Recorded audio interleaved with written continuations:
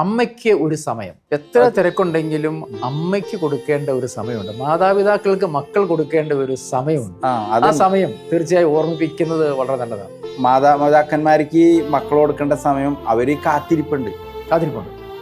പക്ഷേ മക്കള് പലപ്പോഴും മറന്നു പോകുന്നു എന്നുള്ളതാണ്.